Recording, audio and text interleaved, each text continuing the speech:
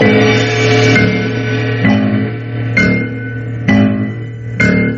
maîtres du mystère.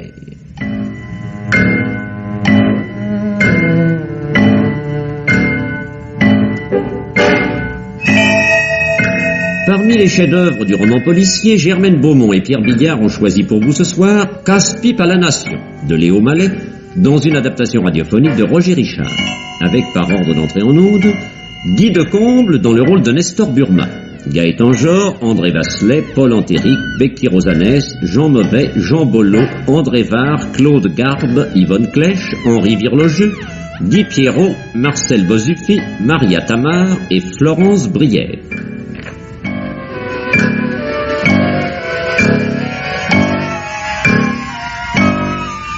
Chronique de Germaine Beaumont et Roger Régent. Bruitage Gabriel de Rivage, prise de son Jean Godet, opérateur Charles Marié, assistante Marie-Denise Vanda, réalisation Pierre Billard.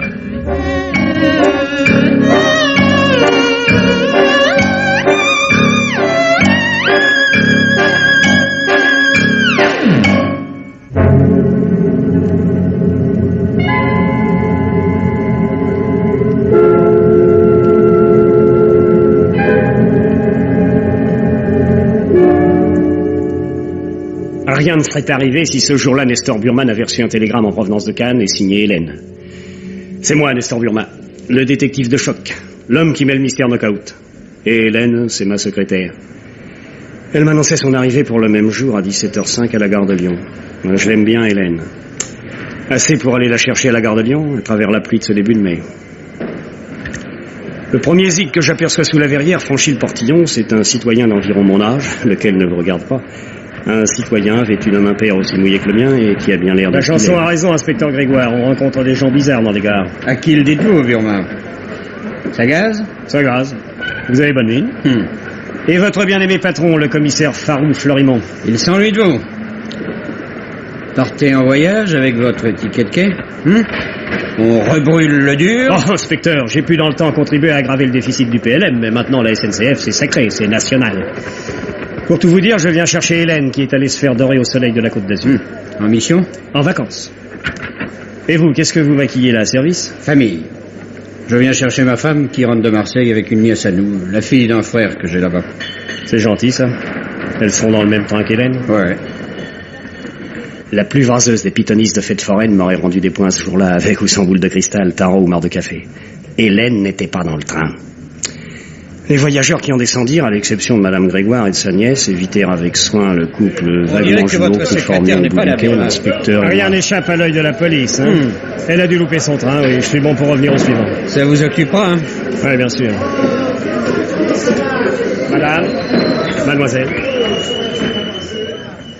J'étais en rogne après Hélène. Oui, je digère mal le lapin. Le prochain train était à 7h et des poussières. Pas le temps de se replonger dans l'atmosphère laborieuse de l'agence Fiat Lux. Était-ce l'effet de mon numéro manqué d'Extralucide ou celui d'une affiche de la Foire du Trône? Toujours est-il que ma bagnole, retrouvée rue Abel, remonta toute seule le boulevard Diderot vers la Nation.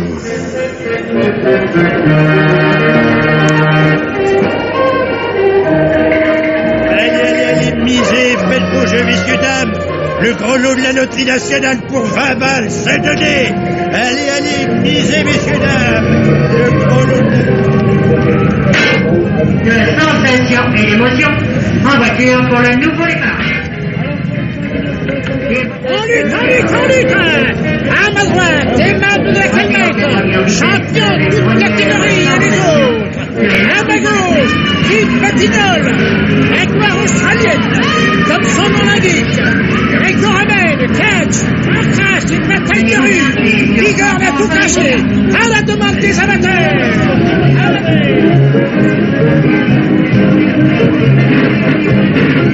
Le spectacle est réservé aux adultes éclairés. Pour 100 francs seulement, 100 francs, pas davantage.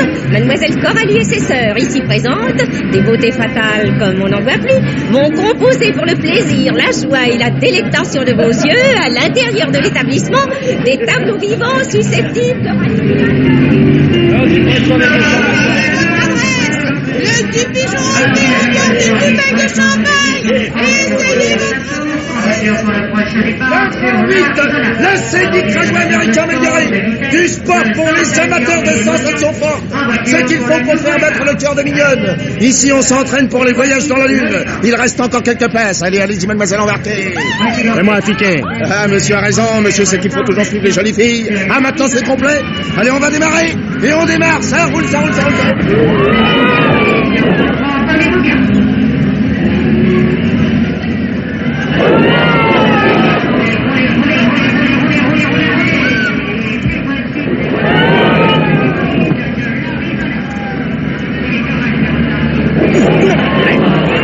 Mais qu'est-ce qui se passe? Ah! Nom de Dieu!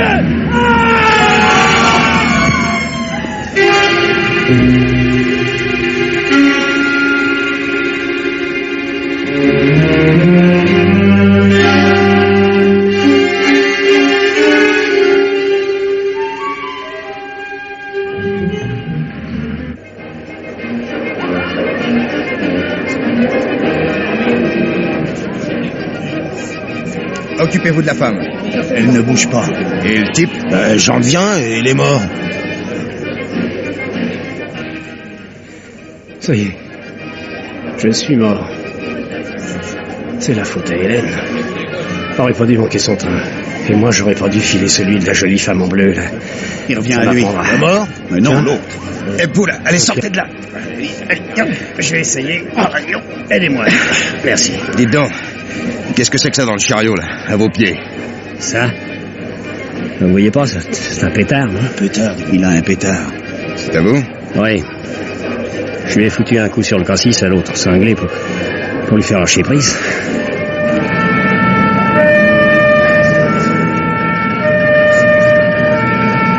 T'as des papiers? Oui, des tas. Vous voulez les voir? Plutôt, oui. Bon, vous vous appelez... Burman, Nestor. Et vous êtes... Flic privé. Détective. Vous en êtes encore là? Je vois que vous avez un port d'armes. Oui, monsieur, oui. Je garde quand même votre revolver pour l'instant. Et j'aimerais bien que vous me racontiez ce qui s'est passé. Il n'y a pas grand-chose à dire. Je suivais une fille et... Tiens, à propos, qu'est-ce qui lui est arrivé à elle? Oui, la jeune femme en bleu, la passagère. Elle s'est évanouie. Oh, je craignais pire. Oui, ça a dû être de nous voir nous bagarrer, quoi, la fausse. C'est à cause de ses jambes, tout ça. Je la suivais. Elle grimpe dans le grand 8. Je grimpe derrière elle. Un type a dû s'installer dans mon dos sans que j'y prête attention. On démarre. En abordant le tournant dans la grande pente, je sens le gars de derrière qui me saisit à bras-le-corps, comme si j'étais Brigitte Bardot en personne. Oh, pas par Béguin, non. Il essayait de me balancer par-dessus bord. Ah, j'ai réagi. On se donne ça, je cogne avec ma crosse et le gars se fait éjecter au virage suivant. Après ça, j'ai forcément eu une réaction, quoi, les jetons rétrospectifs. J'ai fait comme la fille, je suis parti dans les pommes. J'ai vaguement entendu parler d'un mort tout à l'heure. Si c'est pas moi, ça doit être lui. Tout juste. Je pourrais le voir. Ah, si vous avez le cœur suffisamment mis en place. Ouais. Il est tombé de 30 mètres de haut. C'est pas joli. Cet ange gardien avait raison, c'était pas joli, non. En tout cas, je n'avais jamais vu mon agresseur. C'est ce que j'expliquais au commissariat du 12e. Mon ami Fleury Montfarou, le chef de la section centrale criminelle à la PJ, a couru de la tour Pointue pour me sauver ou pour me perdre. De toute façon, je me porte garant de Burma, inutile de le retenir. Merci, Fleury-Mont. Ce type, le mort, qui était-ce? Un nommé Roger Lancelin, né à Meaux en 1918. Représentant, domicilié à Marseille. Si je recrois sa carte d'identité. Entre nous, elle n'a pas l'air fameux. Le portefeuille contient une assez forte somme d'argent. C'est tout. Ouais. Et la fille, celle qui s'est évanouie? Simone Blanchet, 25 ans, célibataire, rue de la Brèche au Loup. Elle est revenue à El Rothschild où l'on l'a transportée. Plus de peur que de mal. Dis donc, vous êtes sûr que c'est elle que vous suiviez, Burma, et pas le type? Oh, désolé, Faroum, c'est pas mon genre. Oh, vous me comprenez, hein? Je n'ai jamais vu ce gars-là. Ça devait être un cinglé. Oui, j'y ai pensé. Ce n'est pas le premier accident à la foire du trône. Ah? L'an dernier, une autre fille est tombée du grand 8. Sans blague. Elle a été seulement blessée. Vous avez entendu parler de Matouchka, commissaire? Le Hongrois Sinok qui faisait sauter les trains. Eh ben. Un accident de chemin de fer, tout ce qu'il y a de plus régulier lui avait donné le goût du déraillement. Notre Lancelin, c'est peut-être aussi un gars qui déraillait. L'an dernier, par hasard, il assiste à la chute de la jeune fille dont vient de parler votre collègue. Ça lui fait de l'effet. Alors cette année, il y met du sien. Et par hasard, ça tombe sur vous, hein? Quand est-ce qu'il vous arrivera plus rien, Burma? Je peux même pas vous dire de ne pas bouger de chez vous, les catastrophes viendraient vous trouver à domicile.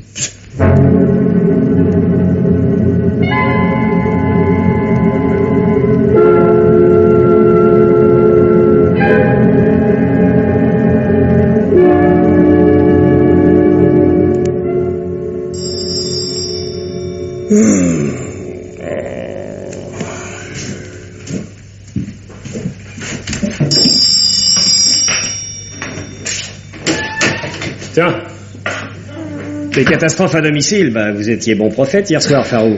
Puisque vous voici chez moi dès 9h du matin. Et je suis pas seul. Ah, inspecteur Grégoire, votre nièce se plaît à Paris? Ouais. Mais entrez donc dans mon bureau, messieurs. Merci.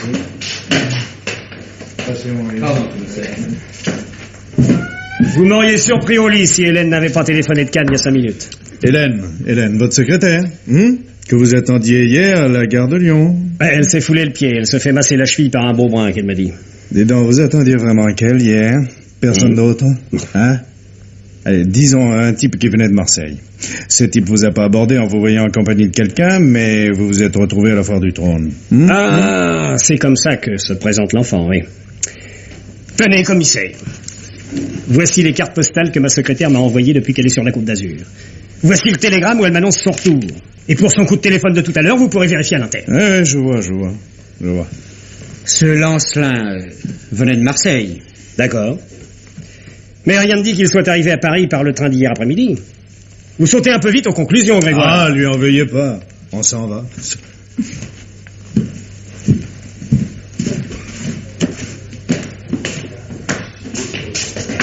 Allez, sans rancune.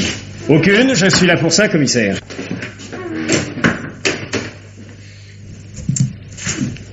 Ah, qui sait, peut-être pas si hâtif que ça, les conclusions de l'ami Grégoire. Malgré leur postulat erroné. Allô, le crépuscule? Oui, passez-moi Marc Covet, ma cocotte. Appelez-le tout de suite au bar du journal, ça gagnera du temps. Oui, passez-moi Covet, s'il vous plaît.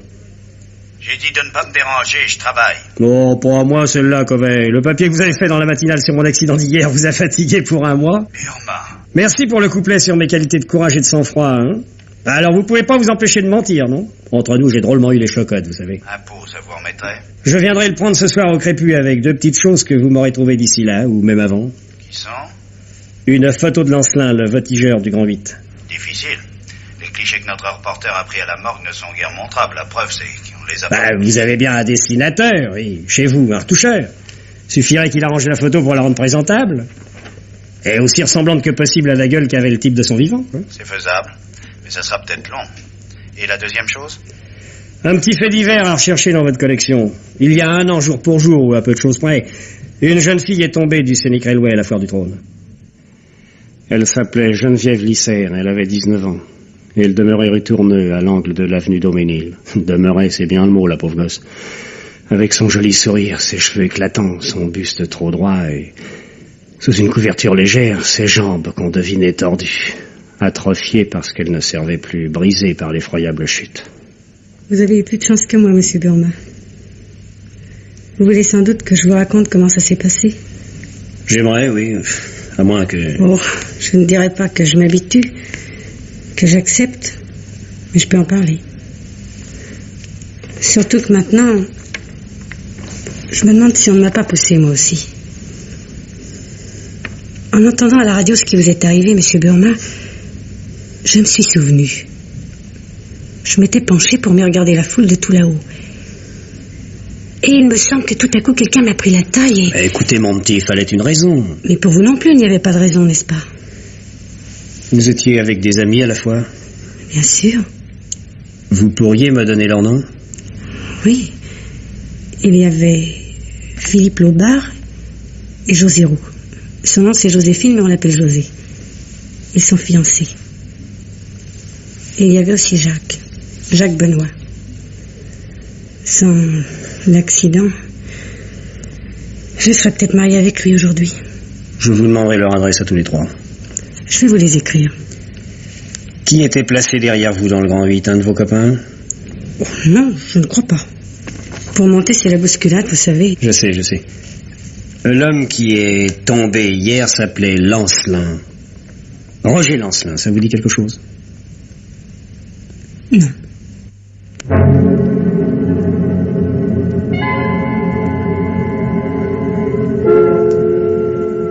Je quitte la pauvre gosse. Je passe au Crépus prendre la photo retouchée par les soins du copain de Marcovet. Un petit chef-d'œuvre de reconstitution. Et je fonce rue de la Brèche-aux-Loups chez mademoiselle Simone Blanchet, 25 ans, célibataire.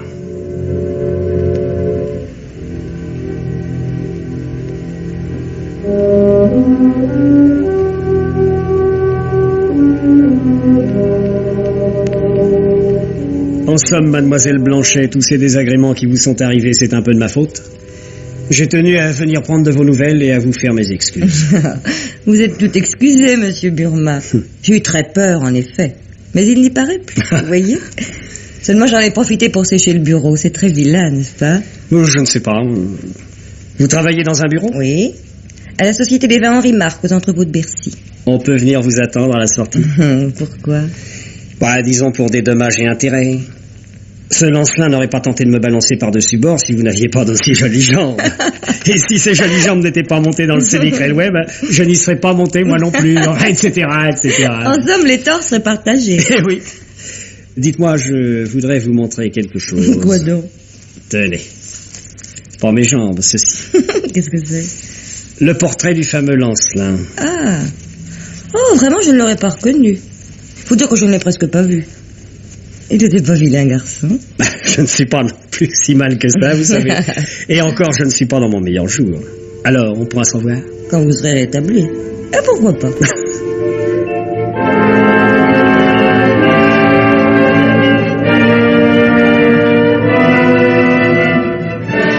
C'est fou ce qu'on peut se rétablir vite certains jours. Le temps de retrouver les camarades de Geneviève Lisser, de m'assurer que ni le nom ni la binette de Lancelin ne leur disent rien, ça me prend quand même quelques heures, et je ressonne rue de la Brèche-aux-Loups. Nestor Burma. Je suis rétabli, alors me revoici. Si vous êtes libre, mais vous vous apprêtiez peut-être à sortir, non? Non, je rentre tout juste d'une course. Pour un peu, vous ne me trouviez pas. Oui, si vous n'aviez pas pris de taxi. Non, mais vous me suivez? Oh, vous m'avez vu descendre devant la maison. Pas même. Non, j'ai simplement remarqué ceci, qui a glissé de votre sac ouvert quand vous l'avez jeté sur le divan. Un prospectus de la compagnie Taxito avec le numéro de la voiture que vous avez prise. Et le téléphone de la compagnie. Oh, le chauffeur a dû me glisser ça avec la monnaie. C'est pas sorcier, votre numéro de voyance? Non, je disais que si vous êtes libre, on pourrait dîner ensemble ce soir. Je suis jamais sorti avec un détective privé. Oh, ça doit être passionnant. Vous en avez eu un avant-goût hier soir. Qu'est-ce qu'on fera après le restaurant? Un tour à la foire en évitant le Grand 8.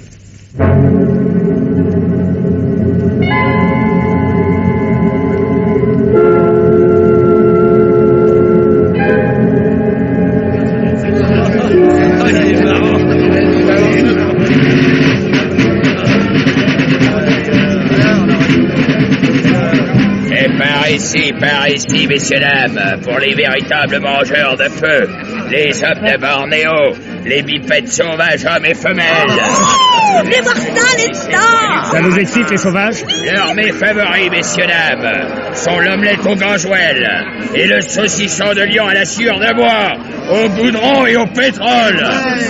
Après avoir forgé avec leurs pieds nus cette barre de fer rougie au feu et non pas à la peinture. Laisse tomber, Ernest. Prenez, messieurs, dames. Prenez l'article en main si vous n'en croyez rien. Après cette pensée dise, ce tisonnier rougit au feu et non pas à la peinture.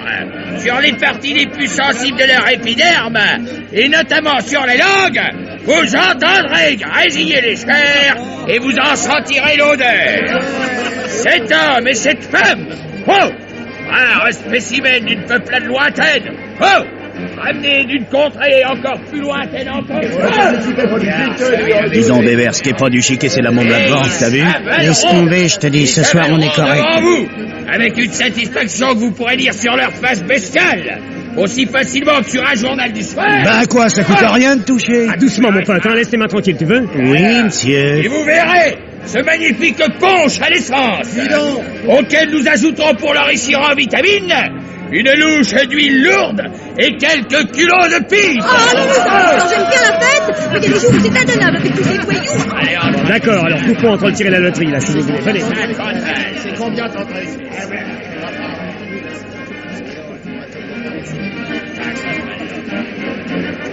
Suivre. Regardez, ils sont plusieurs. Vous allez vous casser, oui? Oh, ça va, dis, papa. On cherche pas la bagarre, non? On rigole, c'est tout, c'est pas défendu. Dis donc, si ça te démange. Oui, ça me démange, oui. Vous commencez à me courir, toi et tes potes, non? Sans blague. Eh ben alors, puisque monsieur en demande... Ça va être ta fête, Nestor. Ils sont plus nombreux que tu croyais, il n'y a pas d'arbitre. Amenez ça, l'enfant! Alors, bébé, on veut jouer à l'homme. Attendez que j'arrive. Allez, laissez tomber, les gars. Taillez.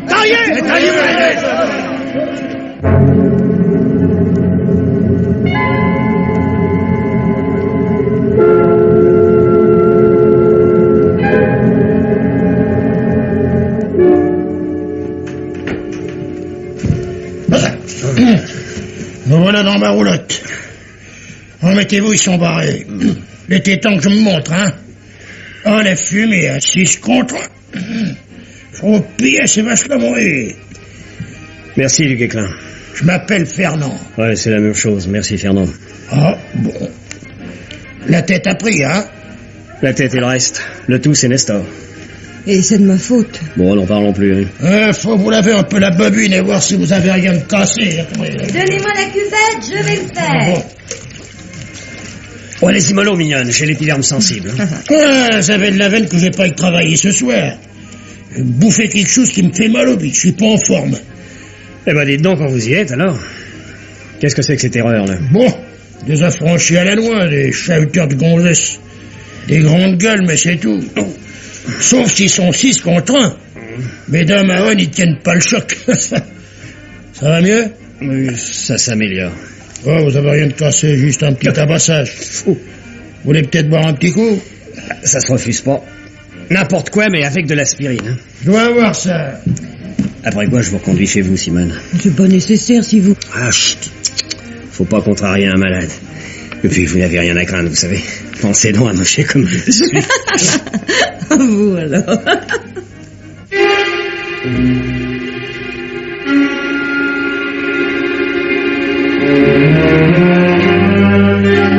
Ah, ça c'est le comble, Tarn. Je me fais dérouiller par une bande de voyous parce que vos copains du 12e ne font pas leur boulot à la foire du trône, et c'est moi que vous envoyez cueillir à mon tour au bercail par l'ami Grégoire et de ses collègues. Alors ça, non?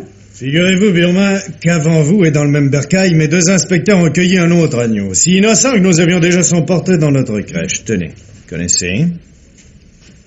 Non, qui c'est? Pascal Troyeni, nervi marseillais jusqu'en octobre dernier. Et jusqu'hier soir, mangeur de feu et avaleur de pétrole à la foire du trône. Mais bon sang, vous me... Ah, vous me laissez raconter, oui, vous permettez? Bon, ouais, alors écoutez. Hier après-midi, monsieur Nestor Burma, nous avons identifié le mystérieux Lancelin. Ouais. Il était fiché pour quelques broutilles d'avant-guerre. Il s'appelait Roger le Canu, à ce moment-là. Son vrai nom. C'était qu'un Marseillais d'occasion. Mais Marseille, à qui nous avons envoyé ses empreintes par Bellino, nous a communiqué sur lui quelques tuyaux. Intéressant. Très. Tellement que j'ai dépêché Dardar, Grégoire et Langlois pour en demander de supplémentaires. Pour vous en demander à vous de supplémentaires. Grégoire, racontez donc à Burma comment vous avez cueilli l'autre oiseau. Je vous écoute. On vous attendait sur le palier. Au milieu de la nuit, voilà un type qui s'amène. Vous habitez dans l'immeuble? Il bafouille, je lui demande ses papiers. Profession. Homme sauvage à la foire du trône, qu'il dit. Vous ne veniez pas chez le détective, par hasard? Et c'est Minus qui me répond, Nestor Burma connaît pas. Alors on lui saute dessus, il avait sur lui un pétard et des outils de cambrioleur. Et ici, on découvre qu'il s'agit de Pascal Troyeni, soupçonné d'avoir tué 2 hommes à Montpellier. Mais alors ce zig, il venait chez moi pour me cambrioler? Peut-être. Et c'est pour ça que vous m'avez embarqué, alors non? Vous n'avez toujours aucune idée de ce qui a pu pousser Lancelin à s'attaquer à vous, Burma? Je commence à m'en faire une petite d'idée avec ce que vous venez de m'apprendre. Ah. Ouais.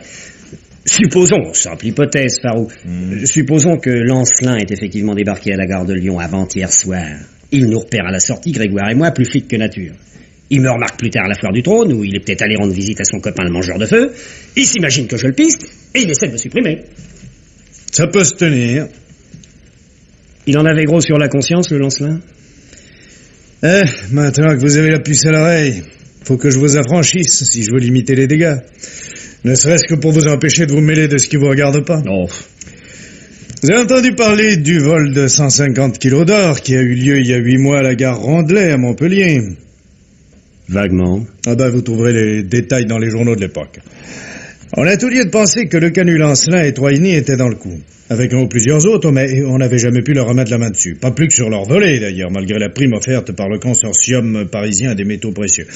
Maintenant, Burma, je vous préviens, hein. Si je vois dans la presse, par exemple, sous la plume de votre ami, le journaliste éponge Marc Covet, la moindre allusion à tout ça, c'est vous que je tiendrai pour responsable. Vu. Ouais. Mais en fait, cambriolage, dites donc, le Troyenny venait peut-être chez moi pour venger son copain Lancelin.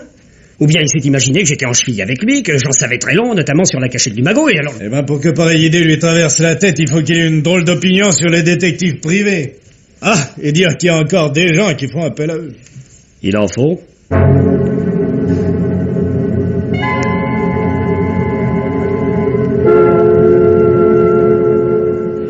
À preuve le coup de téléphone que je reçus à mon retour à mon bureau.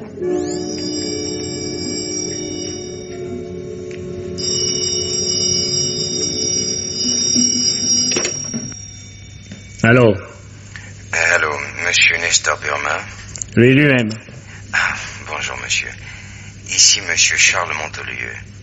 Bonjour, monsieur. Je voudrais vous confier une petite mission. J'ai appelé hier et aujourd'hui un nombre incalculable de fois, mais je n'ai pas pu vous joindre. Et de quoi s'agit-il? Ce serait trop long à vous expliquer au téléphone. De toute façon, mieux vaut certainement que nous nous voyions, n'est-ce pas? Certainement, oui. Voulez-vous ce soir, disons, 20h? Entendu. Chez vous ou chez moi? Chez moi. Charles Montolieu, avenue de Saint-Mandé. C'est dans le 12e, ça? Oui, c'est dans le 12e. Mais ne craignez rien.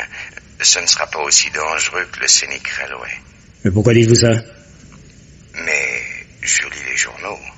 Ah oui, les journaux. Eh bien, monsieur, là, ce soir, 20h, c'est d'accord, oui. D'accord. Mais avant 20h, Nestor Burma a encore pas mal de choses à faire. D'abord, une visite à Geneviève Lisser. La pauvre gosse m'assure ne connaître personne du nom de Canut. Et la photo du truand ne lui en dit pas plus. Puis un tour à la foire du trône. On n'y voit plus que moi.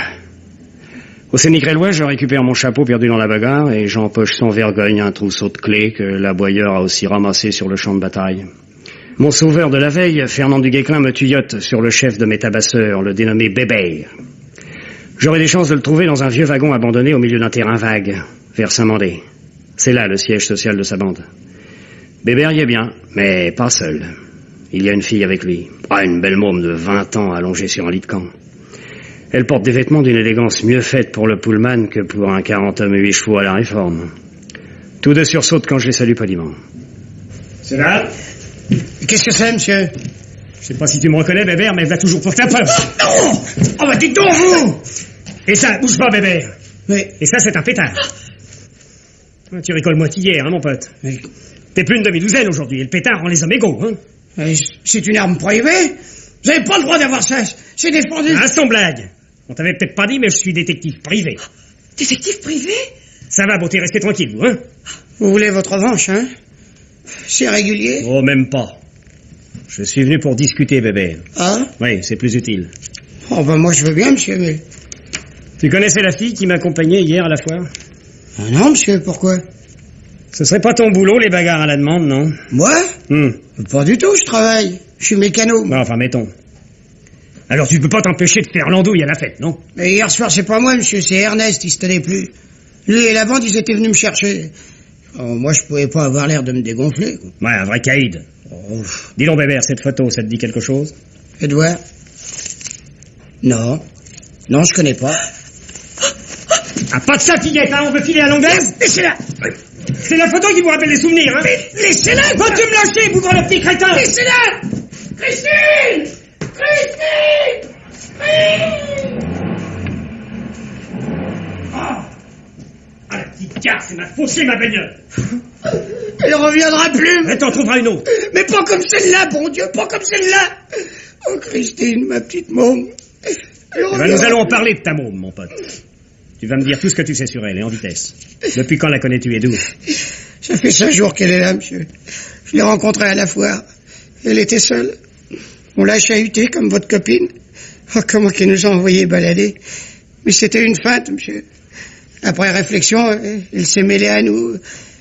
Et le soir même, elle a rappliqué ici. Moi, je lui ai parlé d'aller à l'hôtel. Elle a préféré rester dans le wagon. Alors, on s'est installé en arrangeant ça avec du matériel de camping, quoi. Tout neuf. Avec quel osier tu l'as acheté? Avec le sien. Tenez, il me reste dans les 60 000. Je lui ai pas pris ce fric, monsieur. Elle me l'a donné, parole. Elle s'appelle Christine? Christine comment? Je sais pas. Ne me dis pas que t'as pas fouillé dans son sac, non? Je suis pas flic, moi, monsieur. Je vais te faire un dessin, bébé. La photo que je t'ai montrée, c'est celle du truand qui a essayé de me balancer du grand 8 avant-hier et qui a fait les failles de l'opération. T'as lu les journaux? Ouais. Si ta Christine a eu les chocottes à la vue de cette photo, c'est qu'elle a reconnu le type. Alors, ou tu me dis son nom et son adresse, ou je te conduis chez les flics. Non, mais allons chez les flics. Il n'y avait pas de fave dans son sac. Mais pourtant, elle a pris le soin de se débiner avec. Mais à cause du fric. Elle m'avait pas tout donné. Bah dis donc, c'est une môme qui est pas dépourvue d'argent de poche, ça, on dirait, hein? Il s'est trissé à cause de vous. Oui, à cause de vous. C'était trop beau pour que ça dure. Chaque matin, quand je partais au boulot, je me disais, ce soir, quand tu rentreras, elle sera partie. C'est pas une môme pour toi, il y a erreur. Et chaque soir, quand je rentrais, elle était là, ma petite môme, avec ses yeux verts en amande et ses grands cheveux noirs. Mais maintenant, elle reviendra plus. Elle reviendra plus par votre faute. Ah, tais-toi, bébé. Tu vas me faire pleurer. Et si j'ai les yeux brouillés, je serais pas fichu de trouver un taxi pour me rendre à mon rendez-vous avec un client.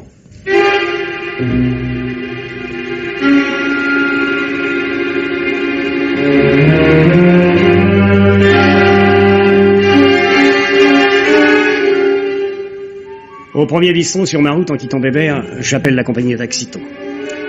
C'est de la veine, le chauffeur qui a véhiculé hier Simone Blanchet, et j'avais retenu son numéro, est au garage. Il se souvient d'elle. C'est une fille dont on se souvient, oui. Il l'a prise en charge à Richelieu-Drouot. Merci. Non, réflexion faite, je n'ai pas besoin de ses services pour l'instant. L'avenue de Saint-Mandé est tout près. Je sonne chez monsieur Charles Montolieu à 20h05. Il a 50 ans, plus un cheveu et l'air empoisonné. Dans le salon luxueux de la maison cossue où il m'introduit, il me présente à sa femme. Elle a dû être très belle. Tous deux me scrutent. Aimez-vous le bon vin, monsieur Burma? Celui que je propose à mes invités n'est pas celui que je vends. Il est meilleur. Vous êtes marchand de vin, monsieur Montolieu? Je suis négociant à Bercy. Goûtez-moi ça. Pas pour moi, mon ami. Non. Il est excellent. N'est-ce pas? Voilà, monsieur Burma. J'ai lu votre nom dans les journaux et j'ai pensé m'adresser à vous. Dites-moi, mais c'est extraordinaire ce qui vous est arrivé. Bon, il faut rien exagérer. Vous trouvez? Bon. Excusez-moi, voilà. Nous sommes inquiets, ma femme et moi. À quel sujet? Au sujet de notre fille. Enfin, de ma belle-fille, la fille de ma femme. Excuse-moi, Marthe, mais je crois qu'il faut tout dire. C'est une enfant capricieuse, fantasque et cervelée, mythomane. Elle n'a pas tout son équilibre d'esprit, elle est susceptible de commettre des bêtises. C'est pas plutôt à un médecin que vous devriez vous adresser, monsieur? Nous le ferons, monsieur, quand nous l'aurons retrouvée, car elle a disparu. Elle s'est enfuie de la maison. Depuis quand? Ça fait 5 jours. 5 jours? Vous avez une photo de votre fugueuse, là? En voici une récente. Elle s'appelle Christine, n'est-ce pas? Oui, Christine Delay. Mais Vous aviez raison pour les bêtises, monsieur Montolieu, oui. Votre Christine en a commis au moins 2. Elle est tombée entre les pattes d'un jeune voyou et elle m'a volé ma voiture. Vous voyez, je retrouve les disparus avant même qu'on me charge de soin. Je ne comprends pas. Vous savez où elle est? Elle était dans un wagon désaffecté non loin d'ici. Avec un James Dean de la Foire du Trône. Elle n'y est plus, non. Elle est partie parce qu'elle a eu peur. D'une photo. De celle-ci. Mais... Vous connaissez cet homme, vous aussi? Il me semble... Oui, c'est bien Roger Le Canu. Mais tu le reconnais aussi, n'est-ce pas, Marthe? Oui. Roger Le Canu. Parlez-moi de lui un peu, voulez-vous? Eh bien, Delay et moi... Delay, c'est le père de Christine. Nous étions associés. Nous avons fait la guerre de 39 dans la même unité et avons été prisonniers ensemble. Nous avons connu Le Canu en captivité. À la Libération, il ne roulait pas sur l'or, nous l'avons engagé comme représentant. Il nous a quittés en 52 ou 53. Ça fait 2 ou 3 ans que nous sommes sans nouvelles de lui. N'en attendez plus. Le type du Scénic Railway, c'était lui. Ce n'est pas possible. Eh oui. Son nom dans le journal m'aurait frappé. Mais il en avait plusieurs, monsieur. Les journaux ont parlé d'un certain Lancelin, oui. Lorsqu'il vous a quitté en 52 ou 53, il est parti de son plein gré ou vous l'avez mis à la porte? Non, il est parti de lui-même. Est-ce que je dois aller dire à la police que je le connais sous le nom de Le Canu? Bah, à votre place, je n'en ferai rien. Sauf si la police révèle le nom de Le Canu à la presse, bien sûr. Ou si vous pouvez fournir des indications sur les relations de Le Canu à l'époque où il travaillait chez vous. Je ne pense pas. C'était un être plutôt secret. Alors, à votre place, tant que le nom de Le Canu n'est pas prononcé, je me tiendrai quoi? Je ne voudrais pas avoir d'ennui. Mais vous n'en aurez pas! Et je vais m'arranger pour limiter ceux que nous devons déjà, vous et moi, à mademoiselle votre fille. Vous permettez que je téléphone, madame? Je vous en prie. C'est là.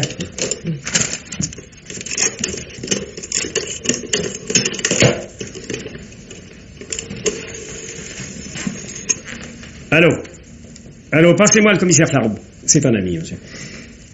Salut Florimond, c'est Nestor. Oui. Ah, je vais vous faire rigoler, mon vieux. Figurez-vous qu'on a plus ou moins volé la voiture du détective de choc. Vous dites? Non. Oui, j'écoute, bien sûr. Tout de suite? Eh ben oui, c'est ça, Florimond. Je vous expliquerai. Et on se plaint que la police est mal faite. Les flics ont déjà retrouvé voiture et passagère. Elles ont eu un léger accident, d'ailleurs. Mon Dieu! Non, mais rien du tout, madame. Une aile froissée, oui. Elles nous attendent au commissariat de la rue du Rendez-vous.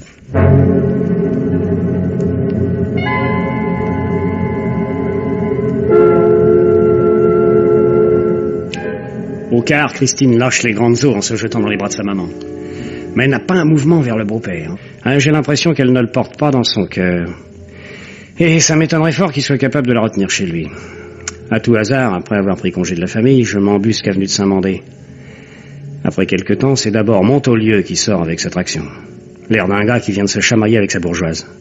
Et peu après, c'est le tour de la jeune Christine de prendre l'air.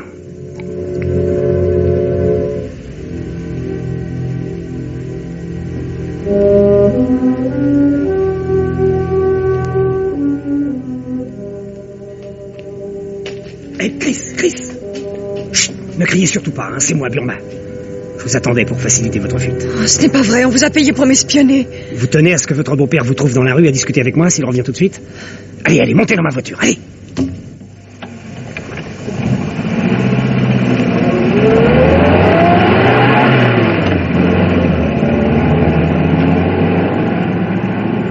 Où faut-il vous conduire? Nulle part. Je partais, c'est tout. Eh ben, on va tourner en rond, ça vous va? Vous me plaisez, Chris. Vous avez des ennuis et j'aimerais faire quelque chose pour vous. Tout ce que vous avez fait jusqu'à présent, ça a été de me séparer d'Albert. Avec lui, j'étais en sûreté, je vivais. Chez moi, j'étouffe. Vous n'aimez pas votre beau-père, Chris. Quel âge aviez-vous quand votre mère s'est remariée? Oh, il n'y a que 3 ans. J'avais un peu plus de 17 ans. J'en avais à peine 15 quand papa est mort. Vous l'aimiez beaucoup, votre papa? Oh oui. C'était un méchant homme, mais je l'aimais. Un méchant homme? Oui, il faisait toujours pleurer maman. Et un jour, maman en a eu assez. Elle a pris un amant, Montaulieu. Et lui, maintenant qu'ils sont mariés, il fait aussi pleurer maman pour le même motif d'autres femmes. Ma pauvre maman. Ma petite maman. Oh, je l'aime, je l'aime tant. Eh ben, si vous l'aimez tant que ça, n'ajoutez pas à son chagrin par vos fugues. Si vous continuez à faire l'idiote, vous lasserez même sa patience. Et elle et son mari prendront des mesures contre vous. Ils doivent en avoir encore le droit. Vous êtes majeur? Non, pas tout à fait. Je le serai dans 5 semaines. Dans 5 semaines, je régnerai. Ouais, c'est ça, la reine Christine, hein. Mais en attendant de régner, je vous conseille de rester bien sagement chez vous. S'il y avait quoi que ce soit, mais bon sang, je me demande ce qu'il pourrait bien y avoir. Tenez, voici ma carte, avec adresse et téléphone. J'accourrai. Oh, merci, vous êtes chic.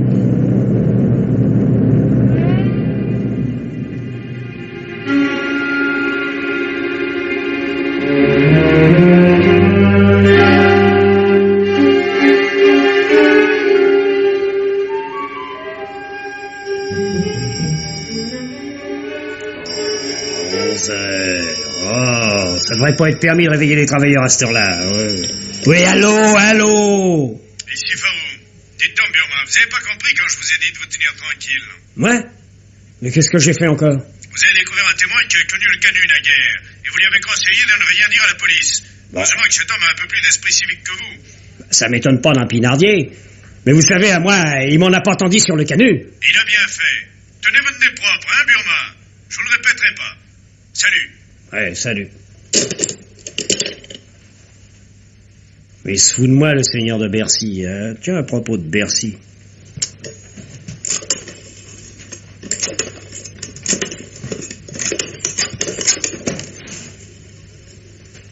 Allô?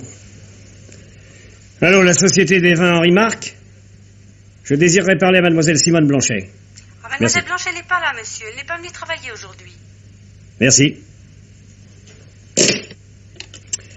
Louillette-tu, m'entends-tu? Elle est peut-être en train de mettre sa chemise, la belle de la Brèche au Loup. Si elle emporte.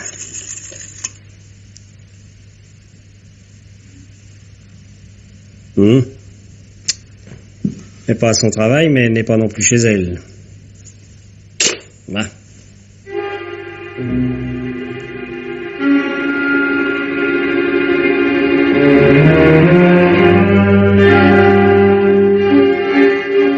Simone Blanchet n'est pas la seule à sécher le boulot aujourd'hui.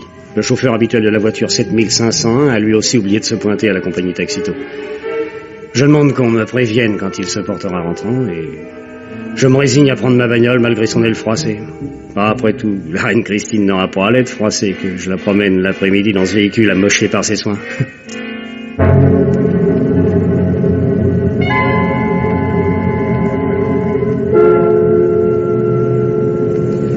Dites-moi, Christine, je me suis demandé sur le moment si vous ne déménagiez pas cette nuit avec votre « dans 5 semaines, je régnerai », mais je crois avoir compris. Dans 5 semaines, une fois majeur, c'est vous qui prendrez la tête du négoce, n'est-ce pas, c'est ça? Oui, c'est dans le testament de papa. Et votre beau-père? Vous allez profiter de votre accession au trône pour le virer? Ah, ce n'est pas l'envie qui m'en manque. Seulement, il est associé et il le restera sans doute. Mais je le tiendrai à sa place. Bravo. Je ne vous vois pas en pinardière, moi. Mais je vais quand même vous cultiver drôlement parce que on ne sait jamais, le rationnement peut revenir. Alors moi, à ce moment-là, je rapplique à Bercy, au chai de la reine Christine, et hop, je sors avec un foudre. Non. On ne me verra jamais à Bercy. Jamais dans les chais, jamais. C'est là-bas que papa est mort. À Bercy? Oui. Un accident. En octobre 52. Il est tombé dans une cuve et il s'est noyé. Alors vous comprenez. Mon pauvre petit. Vous savez ce que vous devriez faire, Chris? Un voyage. Oui, un voyage. En province, dans le Midi, n'importe où il y a de l'air et du soleil. Parlez-en à votre maman, je suis sûr qu'elle sera d'accord. Et vous reviendrez à Paris dans 5 semaines. Je pense que c'est une bonne idée.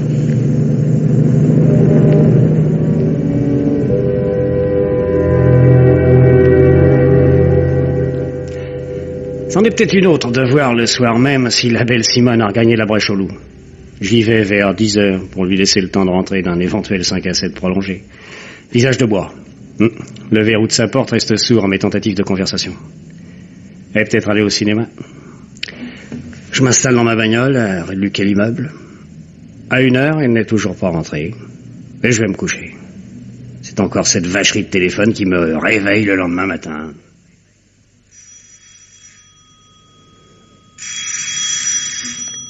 Allô? Oui. La compagnie Taxito. Ah, le chauffeur de la 7501 est là? Oui. Bon, c'est ça, envoyez-le moi tout de suite. À l'adresse que je vous ai donnée hier au 2e étage, merci. Je n'ai plus longtemps à attendre. T'as tiqué en voyant ma plaque sur la porte, hein, mon gars? Comment vont les fièvres de Bercy ce matin? Ça se voit tant que ça. Et qu'est-ce qu'il y a à prendre, patron? Un coup de poing sur la gueule si tu me charries comme l'autre jour au téléphone. Ou un peu de fric, c'était bien franc. Oh bah alors là, je pige pas, alors. Bah pour un lendemain de cuite, alors. Tiens, assieds-toi. Ah bon? La cuite, tu te l'as offerte avec le fric que t'as donné à la bergère sur laquelle je me suis rencardé il y a 3 jours au téléphone, hein? D'accord? Ouais, puisque vous le savez... Ouais. Ben, ce que je veux savoir aussi, c'est où tu l'as chargé pour la Brèche au Loup. Ne me répète pas que c'était à Richelieu-Drouot, hein? Tu t'en es souvenu trop vite l'autre jour. Bah quoi, je vous avais pris pour un jaloux, alors... Juste avant vous, elle avait téléphoné pour me dire ce qu'il fallait répondre au cas où on m'interrogerait. Et je suis galant, moi. Surtout quand il y a de l'oseille à la clé. Combien t'a-t-elle donné? 100 raids. Elle me les a envoyés dans une lettre. Bah maintenant que t'as vu ma plaque, hein, tu sais que je suis pas un jaloux. Où l'avais-tu chargé? À Saint-Mandé. Je rentrais à vide, à la maraude. Rue comment? Bah, ça, je sais pas, alors. Je connais pas bien le coin, alors. Bah, tu reconnaîtrais quand même le paysage, oui? Bah... Alors viens, allons-y.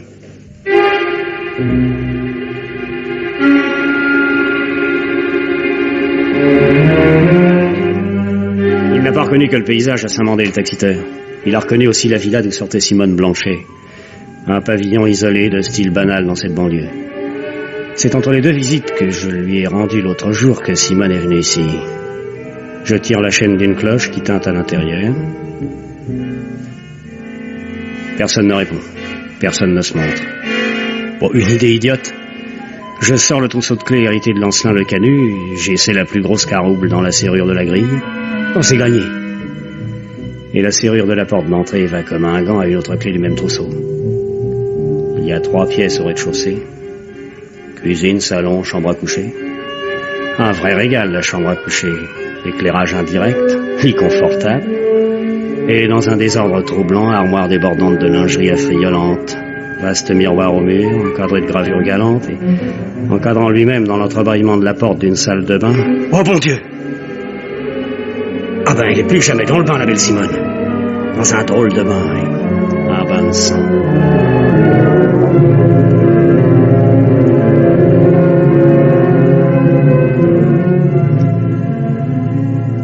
C'est une boucherie ignoble, accomplie au paroxysme de la rage. Je fouine un peu, le cœur pas très bien à sa place. Inutile de m'attarder. J'efface toute trace de mon passage et je sors. Dans le jardin, une bâche est jetée dans un coin, là, sur le sol. Je la soulève. Elle cache un trou rectangulaire en cours de creusement. Un tas de pierres extraites de ce trou et la panoplie complète du petit fossoyeur amateur. Un agent immobilier du cru m'apprend que la propriétaire de la villa s'appelle Madame Veuve Parmentier et qu'elle habite à Paris, boulevard Poniatowski. C'est une charmante vieille dame qui doit lire trop de romans policiers. Elle frétille d'aise en apprenant que je suis Nestor Burma, détective privé, et elle m'offre illico un verre d'excellent Bourgogne. Je n'ai jamais vu mon locataire, cher monsieur. C'est l'agence qui s'est occupée de la location. Il est compromis dans une affaire, ce monsieur? Comment l'appelez-vous? Roussel, d'après l'agent de location. Ah, c'est ça. Alors, vous ne pouvez rien dire. Tout de même, je suis la propriétaire et j'aimerais bien savoir ce qui se trafique dans ma villa.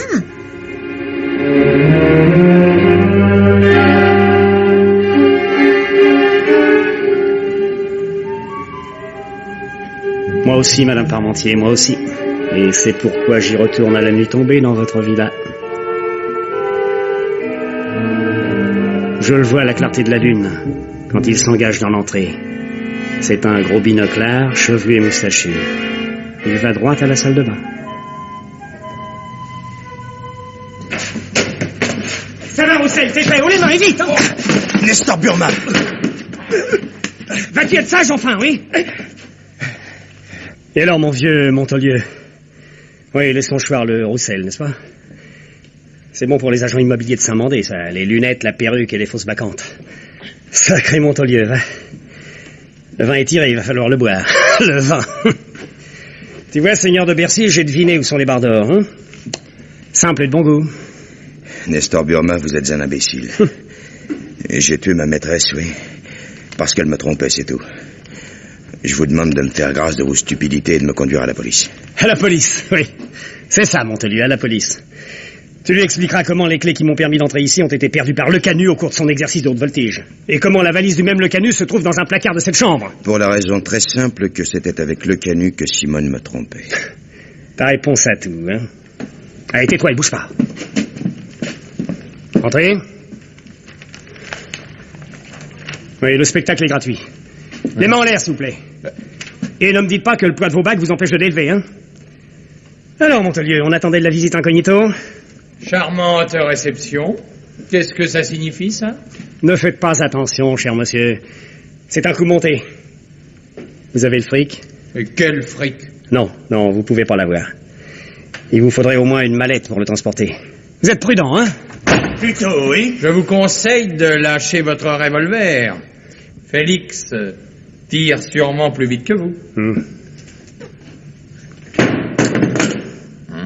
Quelle fouille, monsieur Raymond? Mais oui. façon morlingue, tenez. Ouais, fais voir. Ah, détective privé, sapristi. Je viens ici en confiance, moi. Oh, en confiance.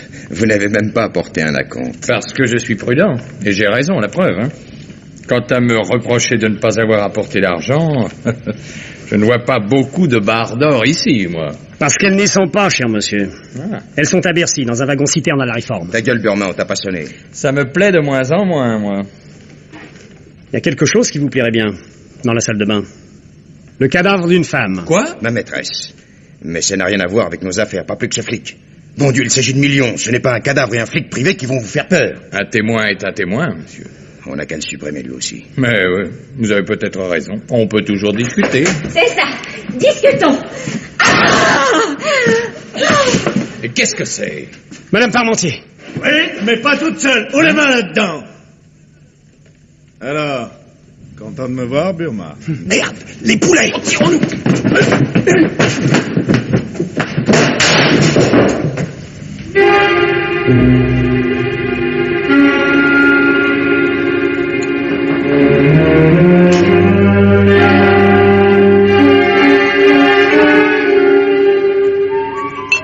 Encore un doigt de Bourgogne, monsieur Burma. 2, Madame Parmentier, 2.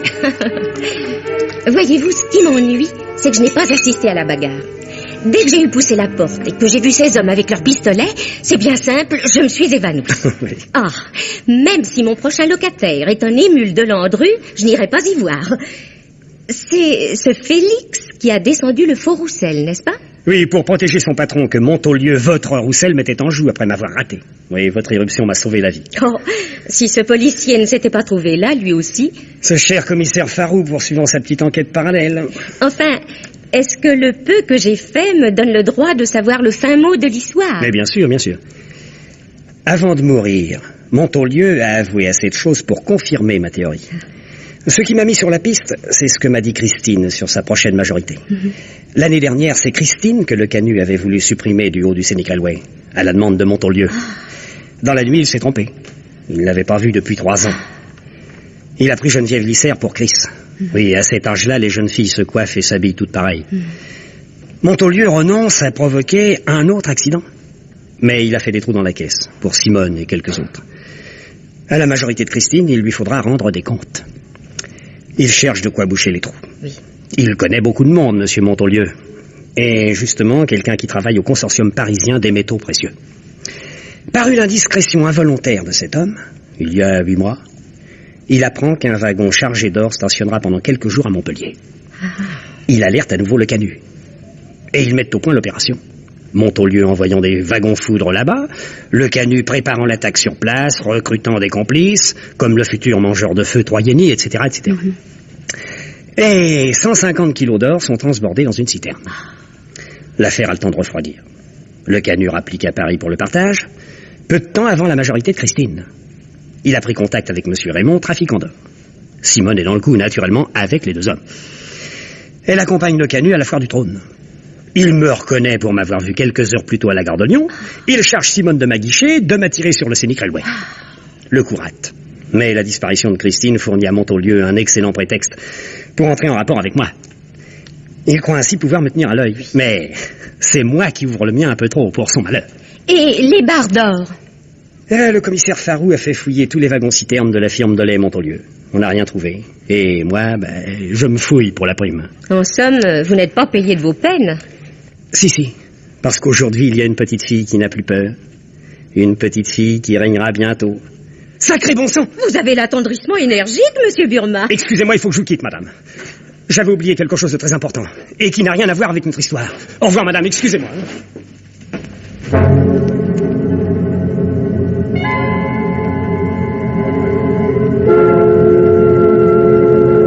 Tiens, encore vous, Burma? Je vous préviens que j'ai du boulot, hein? Grâce à moi. Et les barres d'or, Farou, vous les avez? Et vous? Ah, moi, je sais où elles sont. Hein? Elles sont enterrées dans le jardin de la villa de Saint-Mandé. Ouais, Montaulieu n'aurait pas entrepris de creuser la tombe de Simone dans un endroit impossible, truffé de cailloux, s'il n'y avait pas eu ailleurs, dans ce même jardin, quelque chose que pour le moment, il ne voulait pas déranger. Ouais.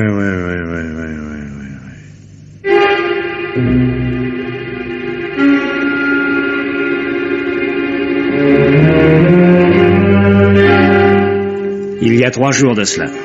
On a effectivement trouvé les 150 kilos d'or sous le gazon. Et je viens de toucher la fameuse prime. Ouais, il me faut bien cette récompense, puisque l'autre... J'ai cru bien faire en éloignant Chris, pour que les éclats de la bombe que je sentais près d'éclater ne l'atteignent pas. Foutaise. Les flics ont fouillé trop loin. Assez loin pour que Marthe Montolieu avoue avoir aidé son second mari à pousser un peu le premier dans le pinard. Et sa fille l'a appris là-bas toute seule. Pauvre petite Christine, trop seule. Si elle était restée ici, peut-être aurais-je pu la protéger contre elle-même. Mais j'ai commis l'erreur de rater son départ. Définitif maintenant. Je viens de le lire dans le crépuscule, que j'ai acheté à un kiosque de la gare de Lyon. Oui, je suis à la gare de Lyon. Hélène, ma secrétaire, revient ce soir de Cannes par le train de 17h05.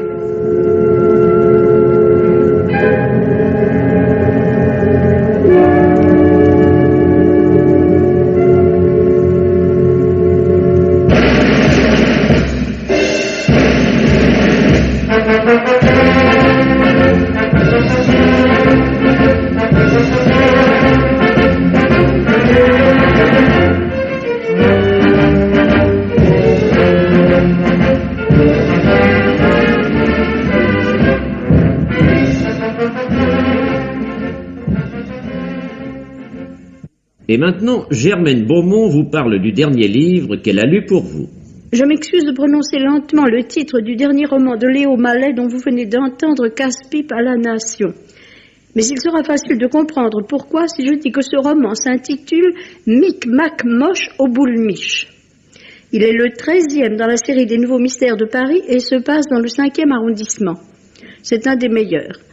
Mais j'ai toujours eu l'impression que le dernier roman écrit par Léo Mallet est un des meilleurs. Cela tient-il à ce que chacun recèle une somme extraordinaire d'observations et de notations qui doublent la fiction, la replace dans le réel et l'assimile par moments à un excellent reportage? Cela tient-il à ce que Léo Mallet connaît Paris comme personne? Cela tient-il à ce qu'il a choisi comme personnage permanent et central de ses aventures si diverses, l'extraordinaire Nestor Burma, détective de choc et directeur de l'agence Fiat Lux? Peut-être, à tout cela réuni et enveloppé de l'indéfinissable poésie qui est le propre de l'auteur. Comme dans Casse-pipe à la nation, Nestor opère seul car sa secrétaire Hélène, qui s'est décidée à revenir de la Côte d'Azur, en est revenue pour attraper la grippe asiatique, et cela au moment où Nestor Burma doit résoudre un très curieux problème. Une jeune actrice en herbe, Jacqueline Carrier, est venue solliciter son concours. Le jeune homme qu'elle aimait, un étudiant en médecine nommé Paul Le Verrier et fils d'un médecin honorablement connu, s'est suicidé d'un coup de revolver dans sa 2 chevaux d'occasion le long des grilles de la halle au vin.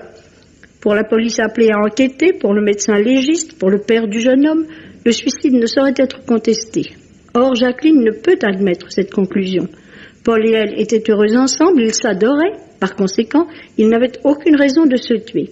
Et Nestor, qui se range à l'avis de la police et de la faculté, se dit que le meilleur moyen de sauver Jacqueline du désespoir et peut-être aussi du suicide, c'est d'abonder dans son sens et de feindre de croire à un crime. En fait, il va chercher pourquoi un garçon si heureux a mis fin à ses jours. Cette enquête va le mener dans de singuliers endroits, auprès de personnages plus singuliers encore. Il va pressentir et découvrir un affreux réseau de chantage au centre duquel se tapit une répugnante araignée humaine, le soi-disant mage Van Straten. Et par-delà Van Straten, il va parvenir à un criminel plus répugnant encore, celui qui par un assassinat jamais encore soupçonné a provoqué le suicide du pauvre étudiant. Baudelaire plane sur les derniers chapitres du roman, qui est cette fois, j'en suis presque sûre, un des meilleurs de Léo Mallet. Mic-Mac Moche au boule-miche est édité chez Robert Laffont. Roger Régent vous parle du dernier film qu'il a vu. De nouvelles rafales de mitraillettes nous attendent cette semaine avec le film réalisé par Pierre Chenal, Rafle sur la ville. Le titre d'ailleurs nous en promet de belles. Et il faut dire que nous en avons pour notre argent. Cette fois, ce n'est pas la rivalité de bandes rivales qui forme le fond du sujet, comme cela arrive si souvent, mais au contraire la bonne et bien traditionnelle bataille entre des gangsters et la police. Le chef du gang est un vieux de la vieille que l'on appelle le fondu dans le milieu. Il s'est évadé de l'hôpital où on le soignait après un coup manqué et dans sa fuite, il a tué un inspecteur. Toute la PJ est mobilisée pour le retrouver. Dans cette chasse, nous faisons la connaissance successivement de quelques-uns des plus purs échantillons de la pègre, le Niçois, qui est le neveu du fondu, Dédé, Gus, la Gambille et autres gentilshommes de Pigalle et d'ailleurs. Vous le voyez, nous sommes dans la plus parfaite convention de la série noire. C'est d'ailleurs ce que l'on peut reprocher à Auguste Le Breton, l'auteur du roman d'où est tiré le film. Il ne se donne plus le moindre mal pour imaginer des situations ou des personnages nouveaux, ou seulement un peu moins usés que ceux-là. Mais après tout, pourquoi se donnerait-il tant de tracas pour faire du neuf, puisque les producteurs de cinéma se gargarisent de ces éternels fantoches, et que le public semble toujours avoir un solide appétit pour ce genre de festin 100 fois dégusté.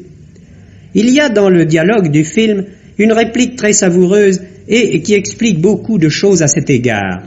Un personnage dit « La série noire est très appréciée dans le 16e arrondissement ». Et c'est très juste.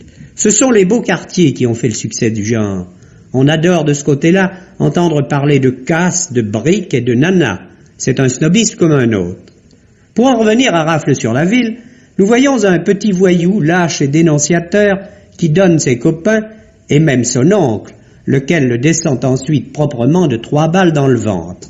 Nous voyons aussi un policier que n'étouffent pas les scrupules, mais qui se rachète, si l'on veut, en mourant héroïquement. Il faut bien ménager tout le monde. Et puis aussi la femme d'un jeune apprenti policier qui se conduit comme une gourgandine, un divisionnaire du genre bon papa, etc., etc. Toute la panoplie habituelle en somme. Le film est bien fait, mais sans la moindre personnalité. On mesure l'état de dégradation dans lequel est tombé le cinéma français pour que l'excellent Pierre Chenal, qui fut le remarquable metteur en scène de La rue sans nom, de Crime et Châtiment, d'Alibi, que nous venons précisément de revoir dans une salle des Champs-Élysées, en soit contraint à tourner des films d'une aussi grande banalité que Rafle sur la ville. Au moins une chose à l'actif de cette œuvre, l'interprétation. Charles Vanel, en gangster sur le retour, est de premier ordre, comme toujours. Michel Piccoli, en inspecteur tout juste recommandable, est bon aussi.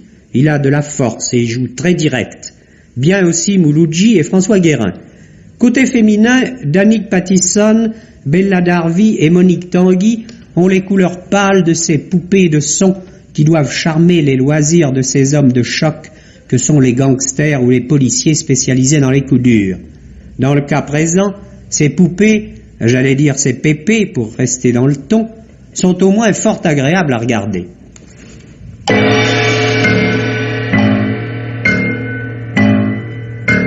Les maîtres du mystère.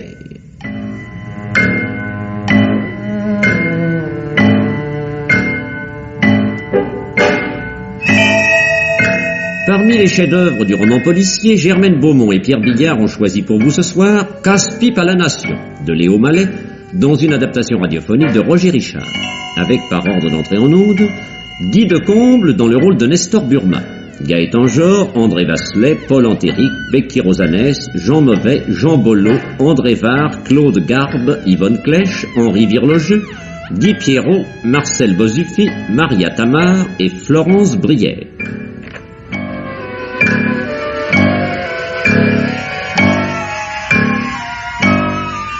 Chronique de Germaine Beaumont et Roger Régent. Bruitage Gabriel de Rivage, prise de son Jean Godet, opérateur Charles Marié, assistante Marie-Denise Vanda, réalisation Pierre Billard.